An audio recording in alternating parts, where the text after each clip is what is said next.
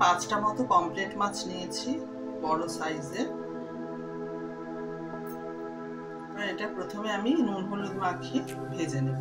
আর এখানে নিয়েছি পোস্ত, কাজুটা আর পোস্তটা ভিজিয়ে রেখে বেটে নেব। আর এখানে আমি পেঁয়াজ, আদা, রসুন একসঙ্গে বেটে নিয়েছি। তোমরা মাছের পরিমাণ মতো নিয়ে নেবে পেঁয়াজ, আদা, রসুন। আর নিয়েছি টক দই আর ধনেপাতার ডাঁটিগুলো নিয়েছি। এগুলো আমি প্রথমে দেব, লাস্টে ধনেপাতাটা দেব। ডাঁটিটা দিলে খুব সুন্দর একটা ফ্লেভার হয়। আর কাঁচা লঙ্কা নিয়ে নিয়েছি। আর এখানে ধনে, জিরা আর কাশ্মীরি লঙ্কার গুঁড়ো 1 চামচ করে নিয়ে জলে একটু ভিজিয়ে রেখে দেব। প্রথমে এতে নুন দিয়ে দেব,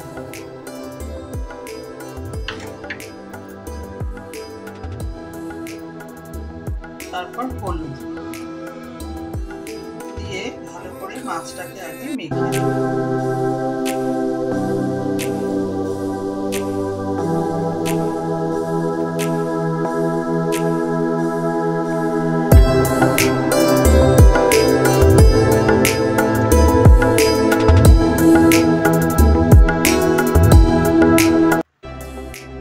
এখানে পোস্ত আর কাজুটা আমি মিক্সিতে ভালো করে পেস্ট করে দিয়েছি। তেল দিয়ে দিয়েছি, সরষের তেলে মাছটা আমি ভেজে নেব।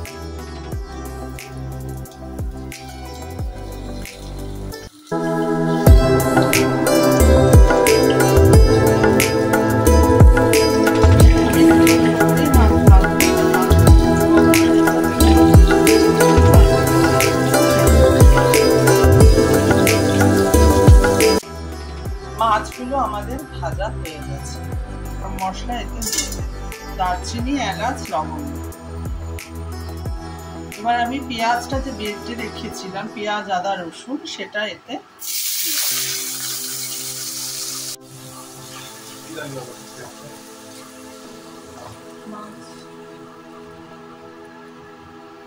পেঁয়াজ, আদা, রসুনটা ভালো করে ভেজে নেব। আমি ধনেপাতার ডাঁটিগুলো কেটে নিয়েছিলাম, সেগুলো এতে এখন দিয়ে দেব। এবার এতে নুন দিয়ে দেব, এবার এতে হলুদ দিয়ে দিলাম। পেঁয়াজটা ভালো করে ভেজে নিতে হবে যতক্ষণ না কাঁচা গন্ধটা এর থেকে চলে যাচ্ছে। তারপর যে মশলাটা গুলে রেখেছিলাম সেই মশলাগুলো এতে দিয়ে দেব। ধনে, জিরা আর কাশ্মীরি লঙ্কার গুঁড়ো জল দিয়ে আমি ভিজিয়ে রেখেছিলাম। এবার এতে ধনে, জিরা, কাশ্মীরি লঙ্কার গুঁড়ো জল দিয়ে যেটা ভিজিয়ে রেখেছিলাম সেটা এতে দিয়ে দিলাম। দিয়ে মশলাটা ভালো করে কষে নিতে হবে।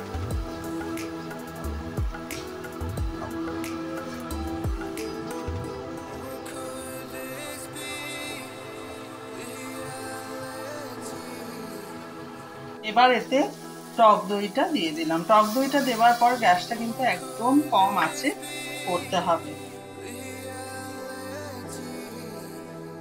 এবার এতে সামান্য চিনি দিয়ে দিলাম। দইটা যেহেতু দিয়েছি সেই কারণে চিনিটা এতে দিতে হবে টেস্টটা ব্যালেন্স হওয়ার জন্য।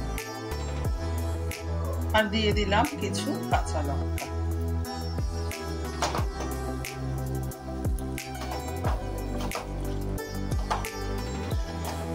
ভালো করে মশলাটাকে কষে নিতে হবে। তারপর সামান্য জল দিয়ে মাছগুলো আস্তে আস্তে এতে দিয়ে দেব।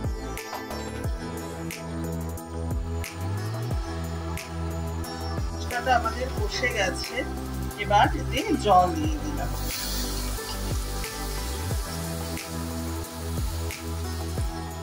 ঝোলটা ফুটে উঠেছে, এবার কাজু পোস্ত বাটা যেটা ছিল সেটা এতে দিয়ে দেব।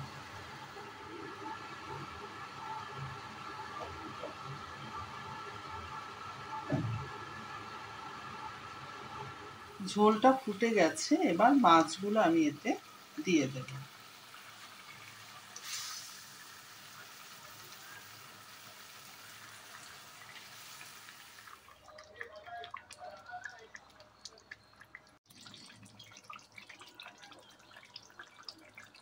এবার এতে ধনেপাতা আর অল্প কাঁচা লঙ্কা দিয়ে দেব।